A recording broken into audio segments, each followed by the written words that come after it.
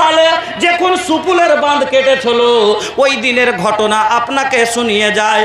একজন লোক বলছে, মাওলানা সাহেব, আমি ঘরের যেদিন ঘটনা ঘটে 2008-এ ওই যে সুপুলের বাঁধ কেটেছিল, মানুষ যে কিয়ামতের সুগরার মতো ভাসতেছিল, ওই দিনের ঘটনাটা শোনাচ্ছি।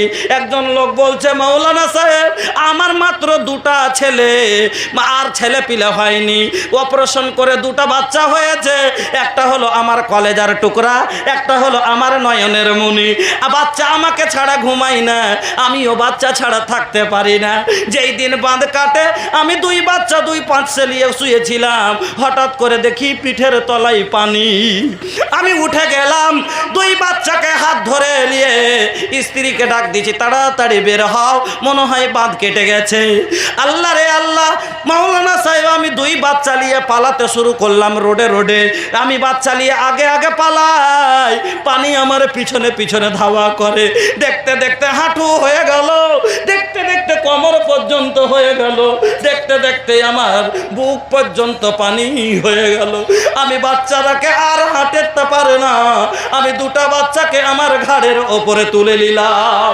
এই বাচ্চা নিয়ে হাঁটতে হাঁটতে বের হওয়ার জন্য চলে যাচ্ছি, জানি না কখন পানির গতিবেগে রোড কেটে সাংঘার হয়ে গেছে। আমি গর্তে পড়ে গেলাম, 2 বাচ্চা আমার হাত ধরে আছে, আমি সাঁতার টানছি, আমি পানি টানছি, আমার হাত আর কাজ করে না। আমার 2 বাচ্চা 2 হাত ধরে আছে, আমি বাচ্চা এবার তলাতে শুরু করে দিলাম।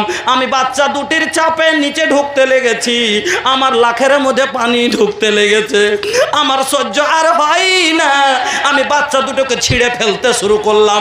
এতক্ষণ কোলে করে বাঁচালাম, ঘাড়ে করে বাঁচালাম, আর নিজের জীবন যখন দাঁড়িয়ে পড়েছে, আমি নিজে বাচ্চারাকে ছুটতে শুরু করে দিলাম। পানিতে ছুটতে শুরু করেছি, কিন্তু বাচ্চারাও তো বাঁচতে চায়। বাচ্চারাকে যত ছুটাছি, আমার মাথাকে চুলগালাকে পর্যন্ত চেপে ধরে নিচ্ছে। আমি যখন সহ্য করতে না পেরেছি, ও মাওলানা, যেই সন্তানকে নিজের হাতে মুখে তুলে খাইয়েছিলাম, আজ নিজের মুখে ওই ছেলের হাতে কামড় মেরে দিলাম। এমন করে একটা কামড় দিলাম, কামড় দিলে হাতটা ছাড়বে, ঝাড়বে না। জোরে করে যদি কামড় দেয়, হাত টানবে, তাহলে আমি রিহাই পাবো, জলে ভেসে যাবে। কামড়িয়ে কামড়িয়ে আমি 2 সন্তানকে পানিতে ভাসিয়ে দিয়ে নিজের জীবনকে বাঁচিয়ে নিলাম। মাওলানা সাহেব, সেই দিন বুঝলাম মানুষের জীবনটা কত মূল্যবান। ও গো বাজান, এই জীবন এটা হলো দুনিয়ার সামান্য আযাব, ওয়ালা আযাবুল আখিরাতে আকবার, আখিরাতের আযাবই আর চাইতে ভীষণ।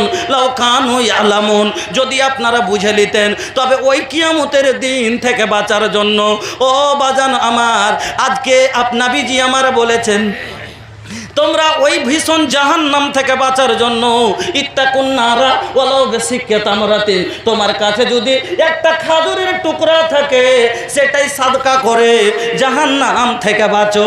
ফামাল্লাম ইয়াজিদ, তোমার কাছে যদি ওটুকাও দেওয়ার মতো না থাকে, তুমি এত গরিব, এত নিঃস্ব, তোমার কাছে কিছু নাই, একটা টাকাও দেওয়ার মতো নাই, ভাবে কালেমাতিন তয়্যিবা, একটা ভালো কথা বলো, বলে তুমি জাহান্নাম সাদকা বানাও জাহান্নাম থেকে বাঁচার জন্য। এই হাদিস থেকে বুঝতে পারা গেল সাদকা জাহান্নাম থেকে মানুষকে বাঁচিয়ে নিবে, সাদকা মানুষকে জাহান্নাম থেকে বাঁচিয়ে নিবে। এই জন্য নবী বললেন, তোমার কাছে যদি একটা খাজুরের টুকরাও হয়, বেশিও না জুটে, কিচ্ছু না পারো, একটা খাজুরের টুকরা পারো, ওইটাকে সাদকা কম করে করে জাহান্নাম থেকে বাঁচবার রাস্তা করে থাও। ফামাল্লাম ইয়াজিদ, তোমার যদি সেটাও না জুটে, ফাবে কালেমাতিন তয়্যিবা, কম করে একটা ভালো কথা মানুষকে কহো। কেন ভালো কথা বললে ওইটা একটা সাদকা করার নেকি পাওয়া যায়। কেউ নামাজ পড়ে না, বললেন নামাজটা পড় না, হে ভাই একটা সাদকা করা হলো আপনার। তো এই যে সাদকা করা থাকলো কথাটা, এই সাদকাটা সেদিন আপনাকে জাহান্নাম থেকে উদ্ধার করবে। এই জন্য আপনারা আসেন আর মন খুলে প্রাণ খুলে এই মাদ্রাসাতে আপনারা সাদকা করুন। আপনার মা বাবা, আপনার দাদু দাদি, আপনার নানা নানি, নিজকে জাহান্নাম থেকে বাঁচাবার জন্য আপনারা প্রাণ খুলে মন খুলে এই জীবন যাকে আপনি আজ একটু সামান্য আগুনের তাপ সহ্য করতে পারেন না, একটু গরম জল সহ্য করতে পারেন না, একটু রোদের তাপ সহ্য করতে পারেন না, ছাতা মাথায় দেন, ওই জীবনটা কেমন করে আপনি এই ভীষণ জাহান্নামে দিবেন? বন্ধুরা আমার, এজন্য উঠে আসেন আল্লাহ আস্তে আল্লাহর। আর আপনারা 1000, 2000, 5000, তো আজকের সবাই 5টা লোক এরকম আছেন যিনারা 5000 করে টাকা এই মাদ্রাসা, গরিব মাদ্রাসা, আমার কাছে আবদার করছে, মাওলানা সাহেব এখন পর্যন্ত 2টা রুম করতে পারিনি। ভাই আমি আজকের সবাই বলবো, একটা ভাই এরকম নাই, এই মাদ্রাসাতে একটা বিশাল অফিসের খুবই জরুরি, এই জন্য 1000 ইট কোনো ভাই আমার দিবেন না যে আমি 1000 ইট এই মাদ্রাসার অফিসের জন্য আমি দিলাম।